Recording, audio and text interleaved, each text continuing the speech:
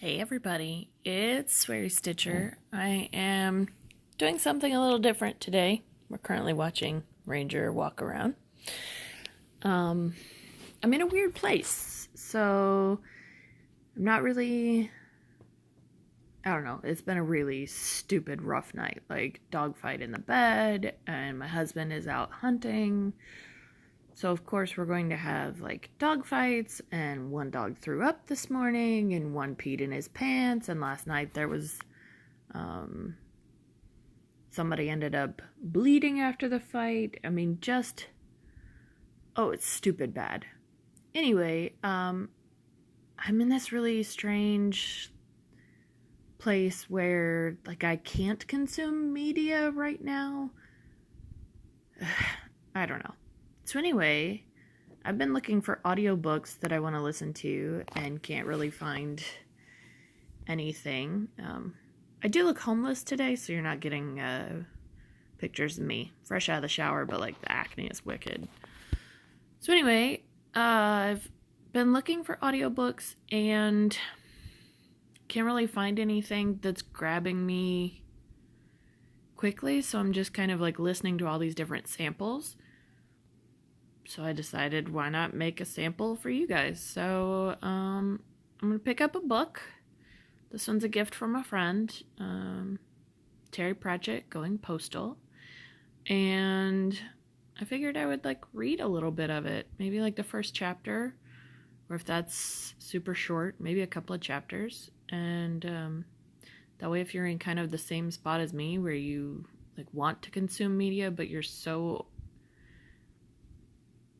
have so much anxiety tied to all the heightened emotions and things going on right now that you just can't consume mainstream media, because even the ads on things that are not related, the ads bring it right back up. So anyway, I'm going to read you a little bit of this book. And so that you don't stare up at the ceiling fan, I'm just going to kind of put you on the blankets. And I don't know. I don't really want it black. Let me see if I can find something to prop you on. Oh, that's weird. Anyway, how about you just have something on the screen that's not just black? But every so often I'm going to show you stuff in the book. Neither rain nor snow nor gloam of night can stay these messengers about their duty. So I vaguely remember what this one is about, and yeah, I like it. Okay, so Going Postal, a novel of Discworld by Terry Pratchett. The 9,000-year prologue. The flotillas of the dead sailed around the world on underwater rivers. Very nearly nobody knew about them, but the theory is easy to understand. It runs, the sea is, after all, in many respects, only a wetter form of air, and it is known that air is heavier the lower you go, and lighter the higher you fly. As a storm-tossed ship founders and sinks, therefore it must reach a depth where the water below it is just viscous enough to stop its fall. In short, it stops sinking and ends up floating on an underwater surface beyond the reach of the storms, but far above the ocean floor. It's calm there. Dead calm. Some stricken ships have rigging, some even have sails. Many still have crew tangled in the rigging or lashed to the wheel. But the voyages still continue aimlessly with no harbor in sight, because there are currents under the ocean, and so the dead ships with their skeleton crews sail on around the world, over sunken cities, and between drowned mountains, until rot and shipworms eat them away and they disintegrate. Sometimes an anchor drops all the way to the dark, cold calmness of the abysmal plain, and disturbs the stillness of the centuries by throwing up a cloud of silt. One nearly hit Angamarad, where he sat watching the ships drift by, far overhead. He remembered it, because it was the only really interesting thing to happen in the last 9,000 years. The 1 month prologue. There was this disease that the Claxmen got. It was like the illness known as calenture, which sailors experienced when, after having been becalmed for weeks under a pitiless sun, they suddenly believed that the ship was surrounded by green fields, and stepped overboard. Sometimes the Claxmen thought they could fly. There was about 8 miles between the big semaphore towers, and when you were at the top, you were maybe 150 feet above the plains. Working up there too long without a hat on, they said, and the tower you were on got taller, and the nearest tower got closer, and maybe you thought you could jump from one to another, or ride on the invisible messages sleeting between the towers. Or perhaps that you were a message. Or perhaps you thought that you were. Woof! Or perhaps you thought that you were a message. Perhaps, as some said, all this was nothing more than a disturbance in the brain caused by the wind in the rigging. No one knew for sure. People who step onto the air 150 feet above the ground seldom have much to discuss afterwards.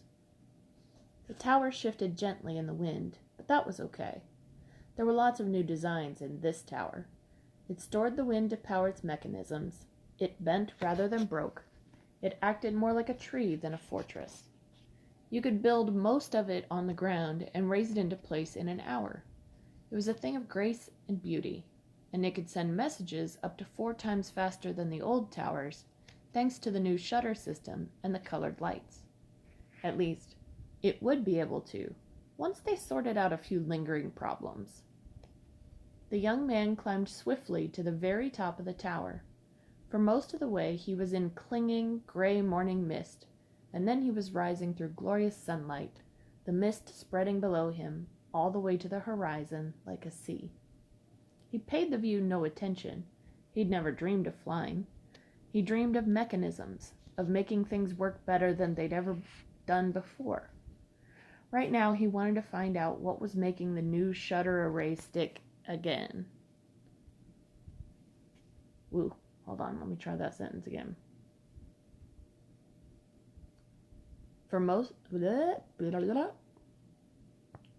Right now, he wanted to figure out what was making the new shutter array stick again.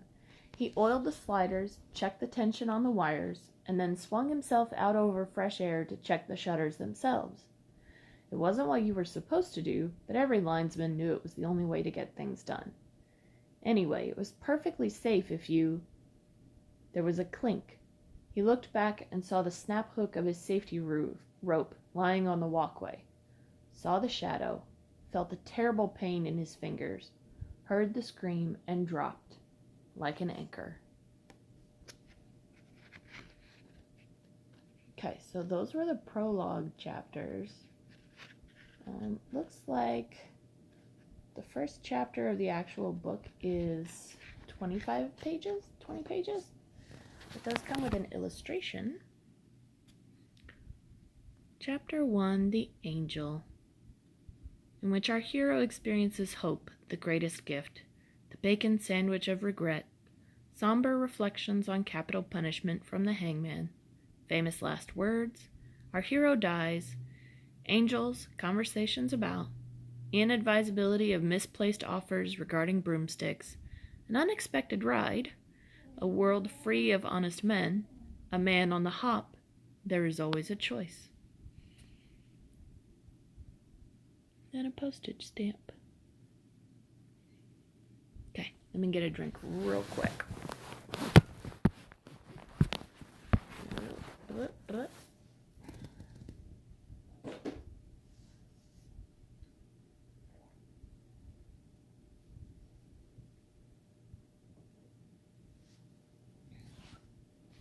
Chapter 1, The Angel.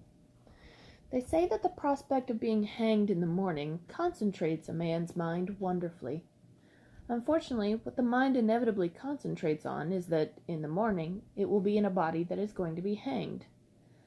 The man going to be hanged had been named Moist von Lipwig, by doting if unwise parents. But he was not going to embarrass the name, insofar as that was still possible, by being hung under it. To the world in general, and particularly on that bit of it known as the death warrant, he was Alfred Spangler. And he took a more positive approach to the situation, and had concentrated his mind on the prospect of not being hanged in the morning, and, most particularly, on the prospect of removing all the crumbling mortar from around a stone in his cell wall. Sorry, I got to thinking about yawning and don't yawn, don't yawn, don't yawn. So I did. He concentrated his mind on the prospect of not being hanged in the morning, and most particularly on the prospect of removing all the crumbling mortar from around a stone in his cell wall with a spoon. So far, the work had taken him 5 weeks, and reduced the spoon to something like a nail file. Fortunately, no one ever came to change the bedding here, or else they would have discovered the world's heaviest mattress. It was a large and heavy stone that was currently the object of his attentions, and at some point a huge staple had been hammered into it as an anchor for manacles. Moist sat down facing the wall, gripped the iron ring in both hands, braced his legs against the stones on either side, and heaved. His shoulders caught fire, and a red mist filled his vision, but the block slid out with a faint and inappropriate tinkling noise. Moist managed to ease it away from the hole and peered inside. At the far end was another block, and the mortar around it looked suspiciously strong and fresh. Just in front of it was a new spoon. It was shiny. As he studied it, he heard the clapping behind him. He turned his head, tendons twanging a little riff of agony, and saw several of the wardens watching him through the bars. "Well done, Mr. Spangler," said one of them. "Ron here owes me $5. I told him you were a sticker." "He's a sticker," I said. "You set this up, did you, Mr. Wilkinson?" said Moist weakly, watching the glint of light on the spoon. "Oh, not us, sir. Lord Veterinary's orders. He insists that all condemned prisoners should be offered the prospect of freedom." "Freedom? But there's a damn great stone through there." "Yes, there is that, sir. Yes, there is that," said the warden. "It's only the prospect, you see. Not actual free freedom as such. Ah, that'd be a bit daft, eh?" "I suppose so, yes," said Moist. He didn't say, "You bastards." The wardens had treated him quite civilly these past 6 weeks, and he made a point of getting on with people. He was very, very good at it. People skills were part of his stock in trade. They were nearly the whole of it. Besides, these people had big sticks. So, speaking carefully, he added, "Some people might consider this cruel, Mr. Wilkinson." "Yes, sir, we asked him about that, sir, but he said no, it wasn't. He said it provided—" his forehead wrinkled, "occupational therapy, healthy exercise, prevented moping, and offered that greatest of all treasures, which is hope, sir." "Hope," muttered Moist glumly. "Not upset, are you, sir?" "Upset? Why should I be upset, Mr. Wilkinson?" "Only the last bloke we had in this cell, he managed to get down that drain, sir.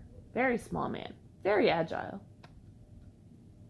Moist looked at the little grid in the floor. He'd dismissed it out of hand. "Does it lead to the river?" he asked. The warden grinned. "You'd think so, wouldn't you? He was really upset when we fished him out." "Nice to see you've entered into the spirit of the thing, sir. You've been an example to all of us, sir, the way you kept going. Stuffing all the dust in your mattress? Very clever, very tidy, very neat. It's really cheered us up having you in here. By the way, Mrs. Wilkinson says thanks very much for the fruit basket. Very posh it is. It's got kumquats even." "Don't mention it, Mr. Wilkinson." The warden was a bit green about the kumquats, 'cause he only got dates in his. But I told him, "Sir, that fruit baskets is like life. Until you've got the pineapple off of the top, You never know what's underneath. He says thank you, too. Glad he liked it, Mr. Wilkinson, said Moist absent-mindedly. Several of his former landladies had brought in presents for the poor confused boy, and Moist always invested in generosity. A career like his was all about style, after all. On that general subject, sir, said Mr. Wilkinson, me and the lads were wondering if you might like to unburden yourself, at this point in time, on the subject of the whereabouts of the place where the location of the spot is where, not to beat around the bush, you hid all that money you stole? The jail went silent. Even the cockroaches were listening. No, I couldn't do that, Mr. Wilkinson, said Moist loudly, after a decent pause for dramatic effect. He tapped his jacket pocket, held up a finger, and winked. The warders grinned back. We understand totally, sir. Now I'd get some rest if I was you, sir, 'cause we're hanging you in half an hour, said Mr. Wilkinson. Hey, don't I get breakfast? Breakfast isn't until 7 o'clock, sir, said the warder reproachfully. But tell you what, I'll do you a bacon sandwich, 'cause it's you, Mr. Spangler.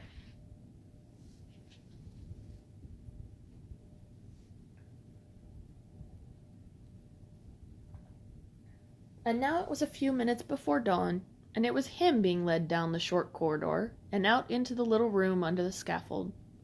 Moist realized he was looking at himself from a distance, as if part of himself was floating outside his body like a child's balloon, ready, as it were, for him to let go of the string. The room was lit by light coming through cracks in the scaffold floor above, and, significantly, from around the edges of the large trapdoor. The hinges of said door were being carefully oiled by a man in a hood. He stopped when he saw the party had arrived and said, "Good morning, Mr. Spangler." He raised the hood helpfully. "It's me, sir, Daniel One-Drop Trooper. I am your executioner for today, sir. Don't you worry, sir. I've hanged dozens of people. We'll soon have you out of here." "Is it true that if a man isn't hanged after 3 attempts, he's reprieved, Dan?" said Moist, as the executioner carefully wiped his hands on a rag. "So I've heard, sir, so I've heard. But they don't call me One-Drop for nothing, sir. And will sir be having the black bag today?" "Will it help?" "Some people think it makes them look more dashing, sir. And it stops that pop-eyed look. It's more a crowd thing, really. Quite a big one out there this morning. Nice piece about you in the Times yesterday, I thought. All them people saying what a nice young man you were and everything. Would you mind signing the rope beforehand, sir? I mean, I won't have a chance to ask you afterwards, eh?" "Signing the rope?" said Moist. "Yes, sir," said the hangman. "It's sort of traditional. There's a lot of people out there who buy old rope. Specialist collectors, you could say. A bit strange, but it takes all sorts, eh? Worth more signed, of course." He flourished a length of stout rope. "I've got a special pen that signs on rope. 1 signature every couple of inches. Straightforward signature, no dedication needed. Worth money to me, sir. I'd be very grateful." "So grateful that you won't hang me, then?" said Moist, taking the pen. This got an appreciative laugh. Mr. Trooper watched him sign along the length, nodding happily. "Well done, sir. That's my pension plan you're signing there. Now, are we ready, everyone?" "Not me," said Moist quickly, to another round of general amusement. "You're a card, Mr. Spangler," said Mr. Wilkinson. "It won't be the same without you around, and that's the truth." "Not for me, at any rate," said Moist. This was, once again, treated like rapier wit. Moist sighed. Do you really think all this deters crime, Mr. Trooper?" he said. "Well, in the generality of things, I'd say it's hard to tell, given that it's hard to find evidence of crimes not committed," said the hangman, giving the trapdoor a final rattle.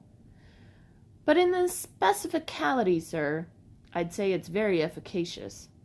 "Meaning what?" said Moist. Meaning I've never seen someone up here more'n once, sir. Shall we go? There was a stir when they climbed up into the chilly morning air, followed by a few boos and even some applause. People were strange like that. Steal $5 and you were a petty thief. Steal thousands of dollars and you were either a government or a hero. Moist stared ahead while the roll call of his crimes was read out. He couldn't help feeling that it was so unfair. He'd never so much as tapped anyone on the head. He'd never even broken down a door.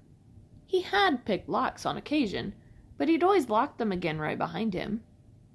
Apart from all those repossessions, bankruptcies, and sudden insolvencies, what had he actually done that was bad as such? He'd only been moving numbers around. "Nice crowd turned out today," said Mr. Trooper, tossing the end of the rope over the beam and busying himself with knots. "Lots of press, too. What Gallows covers 'em all, of course. And there's the Times and the Pseudopolis Herald, probably 'cause of that bank what collapsed there. And I heard there's a man from the Stoveplains Dealer, too. Very good financial section.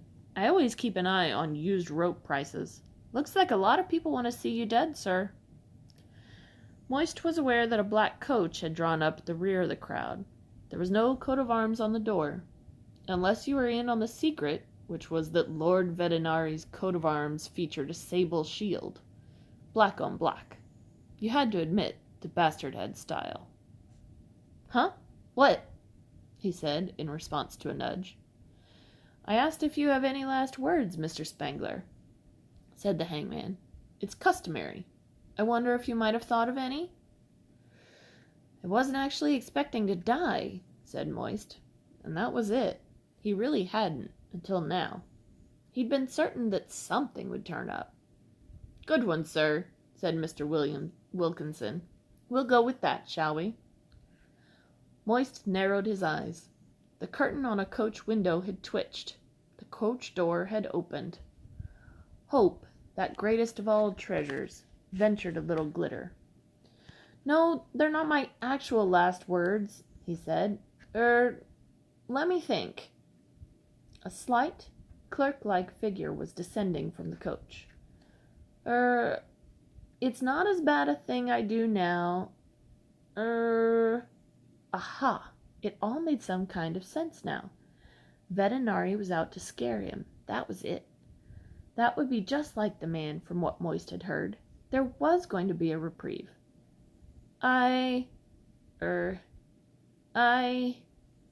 Down below, the clerk was having difficulty getting through the press of people.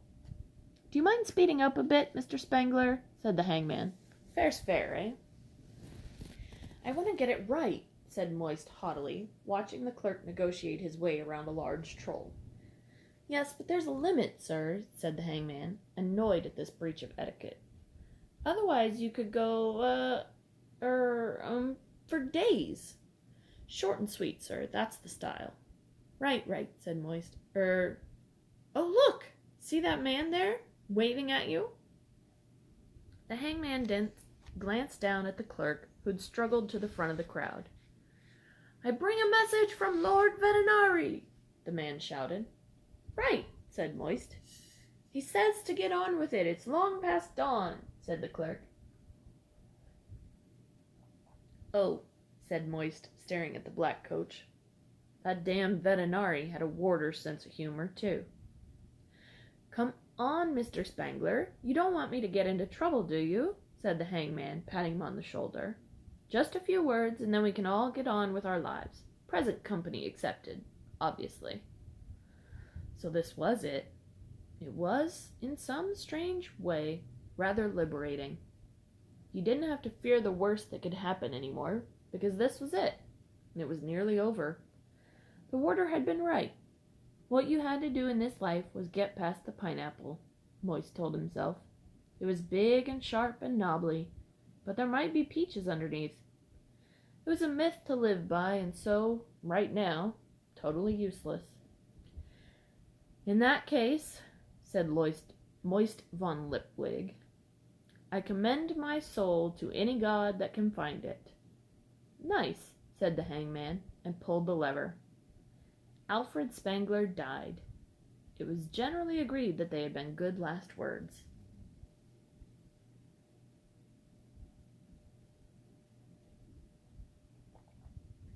"Ah, Mr. Lipwig," said a distant voice, getting closer.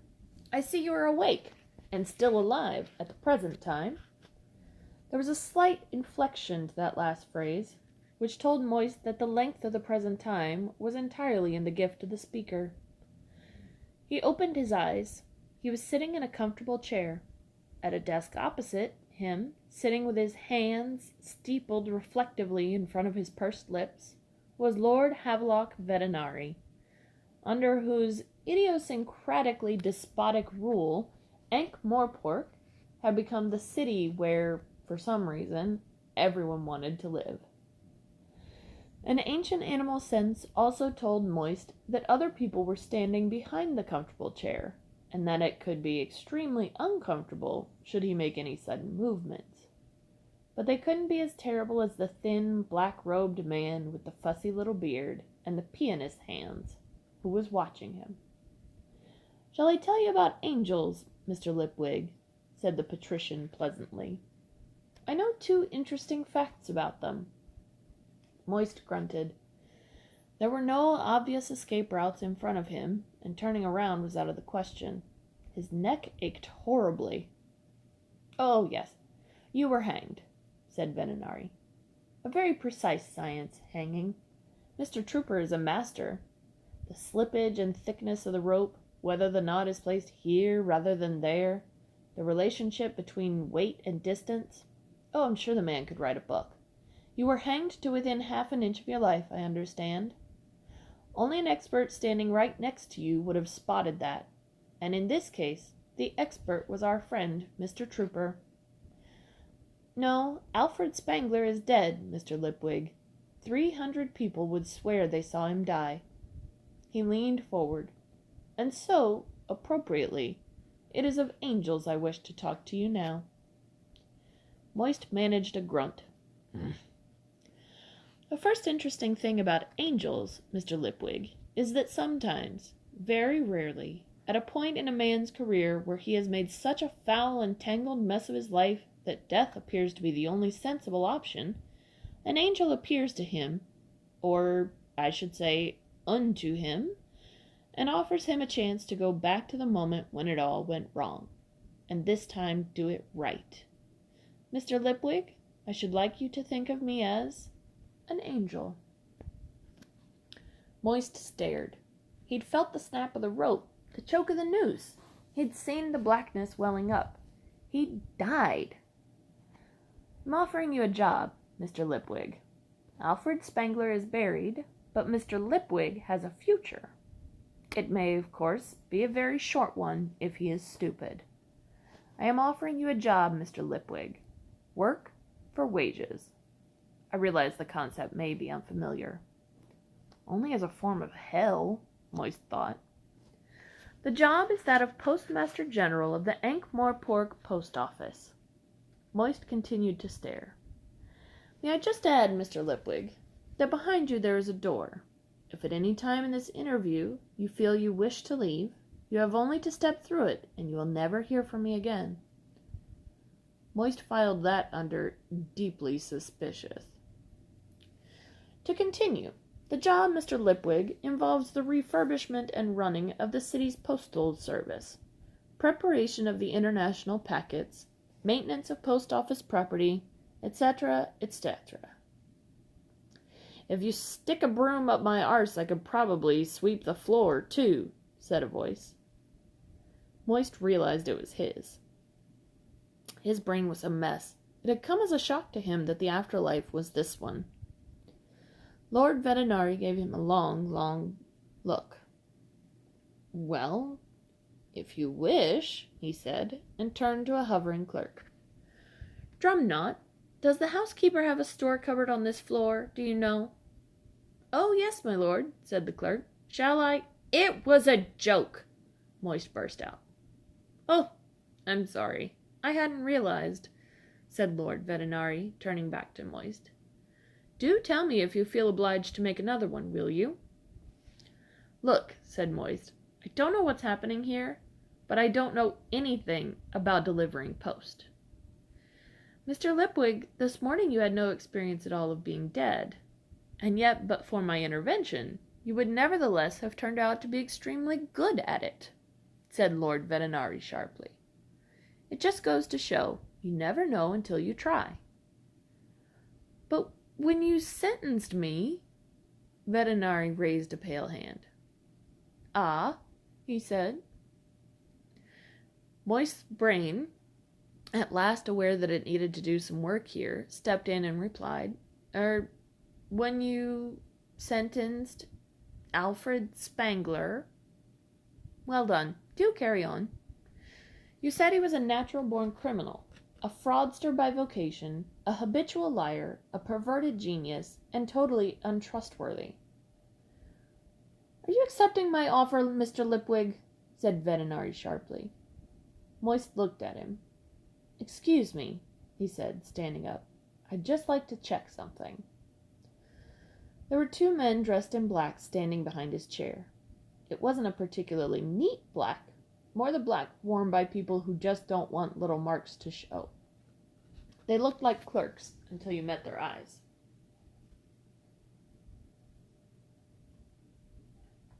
They stood aside as Moist walked toward the door, which, as promised, was indeed there. He opened it very carefully. There was nothing beyond, and that included a floor. In the manner of one who is going to try all possibilities, he took the remnant of the spoon out of his pocket and let it drop. It was quite a long time before he heard the jingle. Then he went back and sat in the chair. The prospect of freedom, he said. Exactly, said Lord Vetinari. There is always a choice. You mean I could choose certain death? A choice nevertheless, said Vetinari. Or perhaps an alternative. You see, I believe in freedom, Mr. Lipwig. Not many people do, although they will, of course, protest otherwise. And no practical definition of freedom would be complete without the freedom to take the consequences. Indeed, it is the freedom upon which all the others are based. Now, will you take the job? No one will recognize you, I am sure.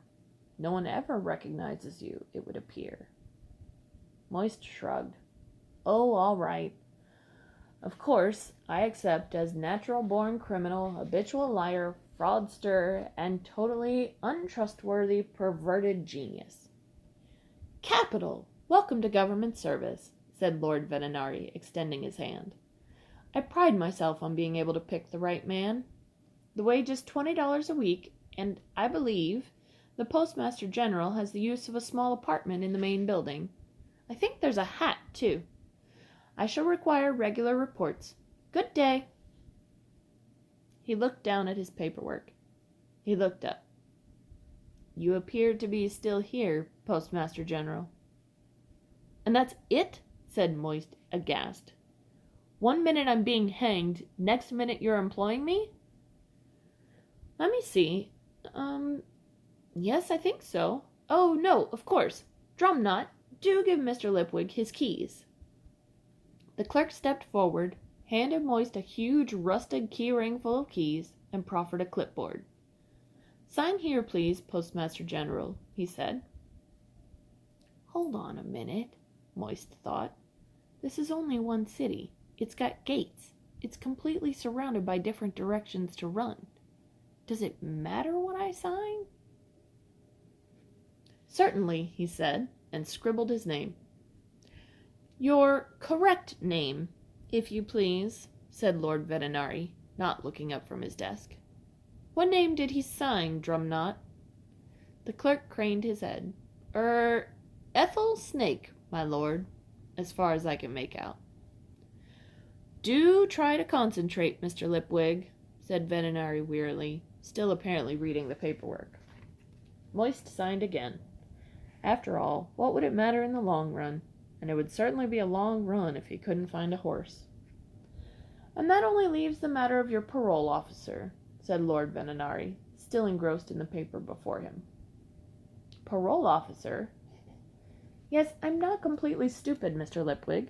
He will meet you outside the post office building in 10 minutes. Good day. Oh, sorry, Ranger wants to come see you.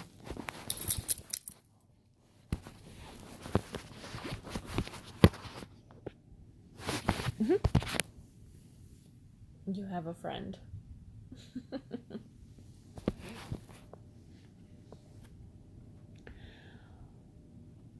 When Moist had left, Drumknot coughed politely and said, "Do you think he'll turn up there, my lord?" "One must always consider the psychology of the individual," said Vetinari, correcting the spelling on an official report. "That is what I do all the time, and lamentably, Drumknot, you do not always do. That is why he has walked off with your pencil."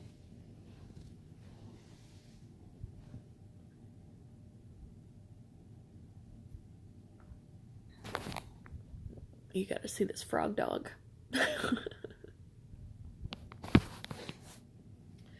Always move fast. You never know what's catching you up. 10 minutes later, Moist von Lipwig was well outside the city. He'd bought a horse, which was a bit embarrassing, but speed had been of the essence, and he'd only had time to grab one of his emergency stashes from its secret hiding place and pick up a skinny old screw from the bargain box in Hobson's livery stable. At least it had mean no irate citizen going to the watch. No one had bothered him. No one looked at him twice. No one ever did. The city gates had indeed been wide open. The plains lay ahead of him, full of opportunity, and he was good at parlaying nothing into something. For example, at the first little town he came to, he'd go to work on this old nag with a few simple techniques and ingredients that'd make it worth twice the price he had paid for it. At least for about 20 minutes, or until it rained. 20 minutes would be enough time to sell it and, with any luck, pick up a better horse worth slightly more than the asking price. He'd do it again at the next town, and in 3 days, maybe 4, he'd have a horse worth owning. But that would be just a sideshow, something to keep his hand in. He'd got 3 very nearly diamond rings sewn into the lining of his coat, a real one in a secret pocket in the sleeve, a very nearly gold dollar sewn cunningly into the collar. These were to him what his saw and hammer are to a carpenter. They were primitive tools, but they'd put him back in the game. There is a saying, "You can't fool an honest man," which is much quoted by people who make a profitable living by fooling honest men.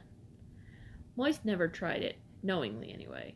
If you did fool an honest man, he tended to complain to the local watch, and these days they were harder to buy off. Fooling dishonest men was a lot safer, and somehow more sporting. And of course, there were so many more of them, you hardly had to aim. Half an hour after arriving in the town of Hapley, where the big city was a tower of smoke on the horizon, he was sitting outside an inn, downcast, with nothing in the world but a genuine diamond ring worth $100, and a pressing need to get home to Genua, where his poor, aged mother was dying of gnats. That's actually GNATS. Capitalized. 11 minutes later, he was standing patiently outside a jeweler's shop, inside which the jeweler was telling a sympathetic citizen that the ring the stranger was prepared to sell for $20 was worth $75. Even jewelers have to make a living. And 35 minutes later, he was riding out on a better horse with $5 in his pocket, leaving behind a gloating, sympathetic citizen who, despite having been bright enough to watch Moist's hands carefully, was about to go back to the jeweler to try to sell for $75 a shiny brass ring with a glass stone that was worth 50 pence of anybody's money. The world was blessedly free of honest men, and wonderfully full of people who believed they could tell the difference between an honest man and a crook. He tapped his jacket pocket. The jailers had taken the map off him, of course, probably while he was busy being a dead man. It was a good map, and in studying it, Mr. Wilkinson and his chums would learn a lot about decryption, geography, and devious cartography. They wouldn't find in it the whereabouts of 150,000 AM in mixed currencies, though, because the map was a complete and complex fiction.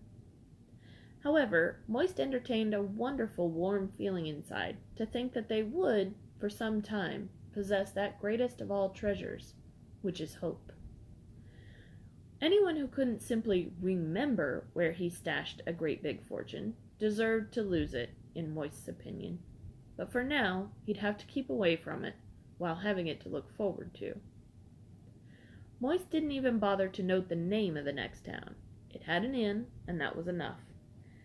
He took a room with a view over a disused alley, checking that the window opened easily, ate an adequate meal, and had an early night. Not bad at all, he thought.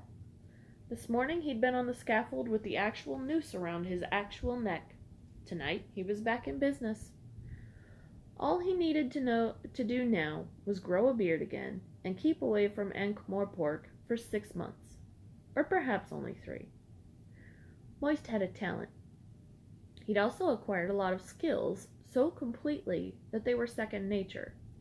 He'd learned to be personable, but something in his genetics made him unmemorable. He had the talent for not being noticed, for being a face in the crowd. People had difficulty describing him. He was about 20, or about 30. On wash reports across the continent, he was anywhere between, about 6 feet 2 inches and 5 feet 9 inches tall, hair all shades from mid-brown to blonde, and his lack of distinguishing features included his entire face. He was about average. What people remembered was the furniture, things like spectacles and mustaches, so he always carried a selection of both. They remembered names and mannerisms, too. He had hundreds of those. Oh, and they remembered that they'd been richer before they met him. At 3 a.m, the door burst open. It was a real burst. Bits of wood clattered off the wall. But Moist was already out of bed and diving for the window before the first of them hit the floor. It was an automatic reaction that owed nothing to thought. Besides, he'd checked before lying down, and there was a large water barrel outside that would break his fall. It wasn't there now. Whoever had stolen it had not stolen the ground it stood on, however, and it broke Moist's fall by twisting his ankle. He pulled himself up, keening softly in agony, and hopped along the alley, using the wall for support. The inn's stables were around the back. All he had to do was pull himself up onto a horse. Any horse. "Mr. Lipwig!" A big voice bellowed. Oh, gods, it was a troll. It sounded like a troll. A big one, too. He didn't know you got any down here, outside the cities. "You can't run and you can't hide, Mr. Lipwig." Hold on. He hadn't given his real name to anyone in this place, had he? But all this was background thinking. Someone was after him, therefore he would run. Or hop. He risked a look behind him when he reached the back gate to the stables. There was a red glow in his room. Surely they weren't torching the place over a matter of a few dollars. How stupid! Everyone knew that if you got lumbered with a good fake, you palmed it off onto some other sucker as soon as possible. Didn't they? There was no helping some people. His horse was alone in the stable, and seemed unimpressed to see him. He got the bridle on while hopping on one foot. There was no point in bothering with a saddle. He knew how to ride without a saddle. Hell, once he'd ridden without pants, too. But luckily all the tar and feathers helped him stick to the horse. He was the world champion at leaving town in a hurry. He went to lead the horse out of the stall and heard the clink. He looked down and kicked some straw away. There was a bright yellow bar joining 2 short lengths of chain with a yellow shackle attached, one for each leg. The only way this horse would go anywhere was by hopping, just like him. They'd clamped it. They'd bloody clamped it. "Oh, Mr. Lipwig!" the voice boomed out across the stable yard. You want to know the rules, Mr. Lipwig." He looked around in desperation. There was nothing in here to use as a weapon, and in any case, weapons made him nervous, which was why he'd never, ever carried one. Weapons raised the ante far too high. It was much better to rely on a gift for talking his way out of things, confusing the issue, and, if that failed, some well-soled shoes and a cry of, "Look, what's that over there?" But he had a definite feeling that while he could talk as much as he liked, out here no one was going to listen. As for speeding away, he'd just have to rely on Hop. There was a yard broom and a wooden feed bucket in the corner. He stuck the head of the broom under his armpit to make a crutch and grabbed the bucket handle as heavy footsteps thudded toward the stable door.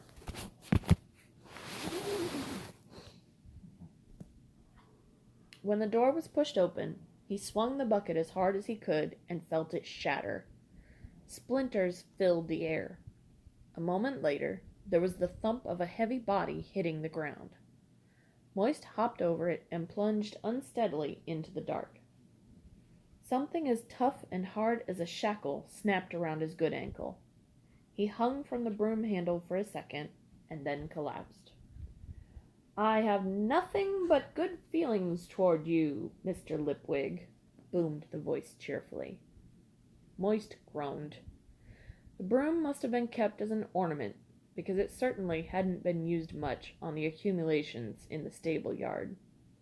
On the positive side, this meant he had fallen into something soft.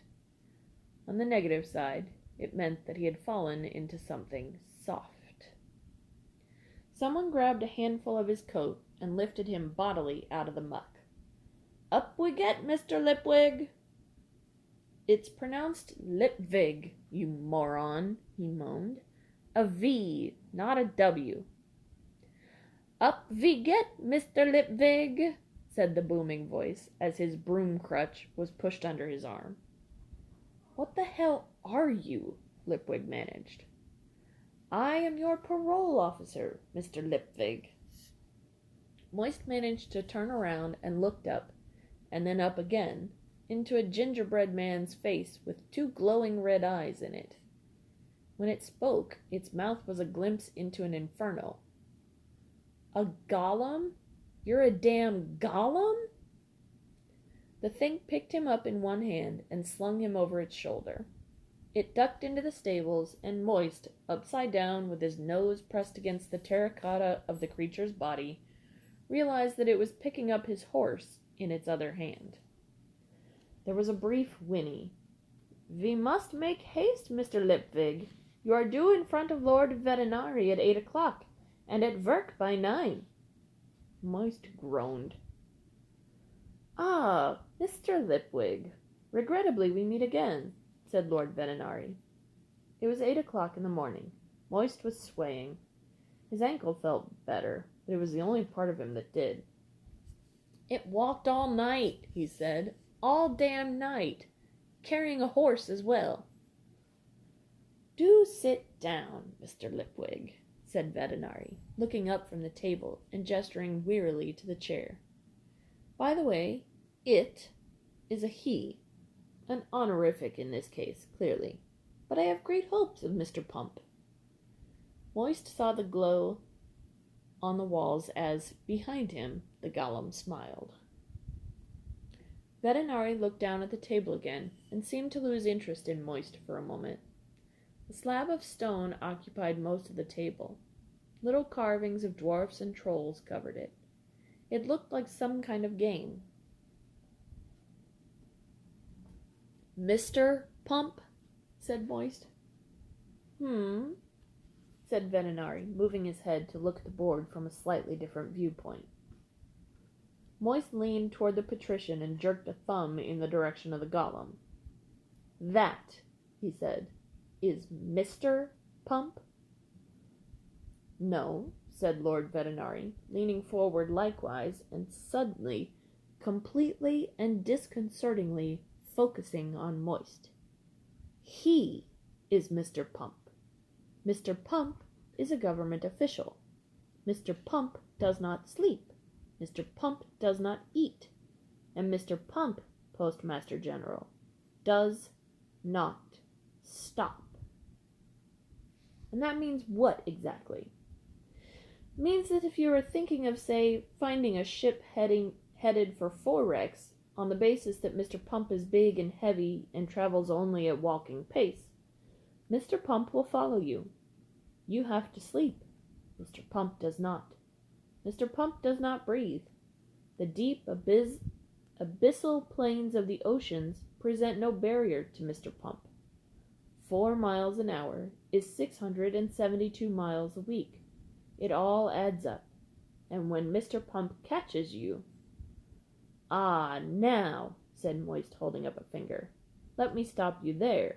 I know golems are not allowed to hurt people. Lord Vetinari raised his eyebrows. Good heavens, wherever did you hear that? It's written on something inside their heads, a scroll or something, isn't it? Said Moist, uncertainty rising. Oh dear, the patrician sighed. Mr. Pomp, just break one of Mr. Lipwig's fingers, will you? Neatly, if you please. Yes, your lordship. The golem lumbered forward. Hey, no, what? Moist waved his hands wildly and knocked game pieces tumbling. Wait, there's a rule! A golem mustn't harm a human being or allow a human being to come to harm. Lord Vetinari raised a finger. Just wait 1 moment, please, Mr. Pomp. Very well, Mr. Lipwig. Can you remember the next bit? The next bit? What next bit? Said Moist. There isn't a next bit. Lord Vetinari raised an eyebrow. Mr. Pomp, he said. Unless ordered to do so by duly constituted authority, said the golem. I've never heard that bit before. Haven't you? Said Lord Vetinari in apparent surprise. I can't imagine who would fail to include it. A hammer can hardly be allowed to refuse to hit the nail on the head, nor a saw make moral judgments about the nature of the timber. In any case, I employ Mr. Trooper the Hangman, who of course you have met, and the city watch, the regiments, and, from time to time, other specialists who are fully entitled to kill in their own defense or in protection of the city and its interests. Vetinari started to pick up the fallen pieces and replace them delicately on the slab. Why should Mr. Pomp be any different just because he is made of clay? Ultimately, so are we all. Mr. Pomp will accompany you to your place of work. The fiction will be that he is your bodyguard, as befits a senior government official. We alone will know that he has additional instructions. Golems are highly moral creatures by nature, Mr. Lipwig, but you may find their morality a shade old-fashioned? Additional instructions, said Moist. And would you mind telling me exactly what his additional instructions are? Yes. The patrician blew a speck of dust off a little stone troll and put it on its square. And? Said Moist after a pause. Vetinari sighed. Yes, I would mind telling you exactly what they are. You have no rights in this matter. We have impounded your horse, by the way, since it was used in the committal of a crime. This is cruel and unusual punishment, said Moist. Indeed, said Vetinari. I offer you a light desk job, comparative freedom of movement, working in the fresh air. No, I feel that my offer might well be unusual, but cruel I think not. However, I believe down the cellars we do have some ancient punishments which are extremely cruel, and in many cases quite unusual, if you would like to try them for the purposes of comparison. And of course, there is always the option of dancing the Sissel two-step. The what? Said Moist. Drumknot leaned down and whispered something in his master's ear. Oh, I apologize, said Vetinari. I meant, of course, the hemp fandango. It is your choice, Mr. Lipwig. There is always a choice, Mr. Lipwig. Oh, and by the way, do you know the second interesting thing about angels? What angels? Said Moist, angry and bewildered. Oh dear, people just don't pay attention, said Vetinari. Remember the first interesting thing about angels I told you yesterday? I expect you were thinking about something interesting. Something else. The second interesting thing about angels, Mr. Lipwig, is that you only ever get one. And that's the end of chapter 1. I remember I liked this book because the stories about once he gets to the post office are really interesting. Like, it's an abandoned post office, but the mail has been stacking up there for years and years and years. And I don't know if it starts delivering itself or if it comes to life and starts talking. I don't know. I do remember I really liked this book and found it really fun. So, maybe you will too. If you thought it was interesting, it's Going Postal by Terry Pratchett. Alright guys, have fun. Hopefully you found this at least diversionary. I'll see y'all later. Keep it snarky.